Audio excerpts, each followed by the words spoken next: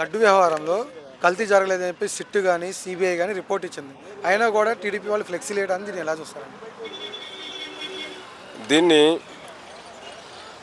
గతంలో తెలుగుదేశం పార్టీ ఏదైతే ఈ లడ్డు వివాదం ఏదైతే ఉందో దాంట్లో వైఎస్ఆర్ కాంగ్రెస్ పార్టీని కానీ గతంలో ఉన్న వైఎస్ఆర్ కాంగ్రెస్ పార్టీ టీటీడీ చైర్మన్స్ని కానీ ఈ పార్టీని ఒక దళితులుగా భావించిన వైఎస్ఆర్ కాంగ్రెస్ పార్టీ అధినాయకుడు ఒక దళితులకు మద్దతుగా ఉన్నాడన్న ఉద్దేశంతో దీన్ని లడ్డు వివాదాన్ని హిందువులకు మనోభావాలు తినే విధముగా దీన్ని కల్తీ జరగని దాన్ని కల్తీ జరిగిందని చెప్పేసి వైఎస్ఆర్ కాంగ్రెస్ పార్టీని డ్యామేజ్ చేయడానికి ఒక లడ్డు వివాదాన్ని తెర మీదకి తీసుకొచ్చి వాళ్ళ పాలన సరిలేని ప్రతి ఒక్క క్షణంలో కూడా ఏదో ఒక వివాదాన్ని పబ్లిక్ని డైవర్ట్ చేయడం కోసం ఒక లడ్డునో లేకపోతే ఇంకోటి ఏదో ఒక కార్యాచరణను ముందుకు తీసుకొచ్చి పబ్లిక్ని డైవర్ట్ చేయడానికి ఏదో చేస్తున్నారు.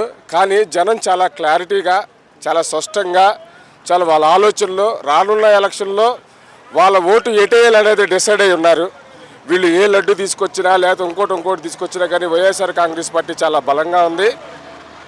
మీరేమో జగన్మోహన్ రెడ్డి మళ్ళీ ముఖ్యమంత్రి అవుతామని మీరు అంటున్నారు, కానీ వాళ్ళు 15 సంవత్సరాలు కలిసి ఉంటాము, జగన్మోహన్ రెడ్డి జన్మలో ముఖ్యమంత్రి అవని అంటున్నారు కదా. జగన్మోహన్ రెడ్డి మళ్ళీ 15 సంవత్సరాలు ముఖ్యమంత్రి అవ్వడం, మేము 15 సంవత్సరాలు కలిసి ఉంటామన్న వివాదంలో గతంలో కాపు నాయకులు ఎవరైనా కానీ లేకపోతే కాపు సామాజిక వర్గం కూడా పవన్ కళ్యాణ్ గారి మాటలు విని వాళ్ళ మసిపూసి మారడగా చేసే విధానాలు విని కాపు సామాజిక వర్గం మొత్తం కూడా కూటమి ప్రభుత్వానికి అండగా నిలబడటం జరిగింది.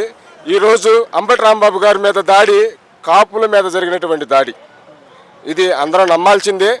ఇప్పుడు వరకు జరుగుతున్న దాడులన్నింటిలో కూడా ఏ ఒక్క దాడి చూసుకున్నా కానీ కాపుల మీద జరుగుతుంది, కానీ ఏ ఒక్క కమ్యూనిటీ మీద జరుగుతున్న సందర్భాలు అయితే మనం చూడలేదు. కానీ కూటమి అనేది ఐక్యంగా ఉండిద్ది అనేది ఇదే కాపులు మీద జరుగుతున్న దాడులే నిదర్శనం.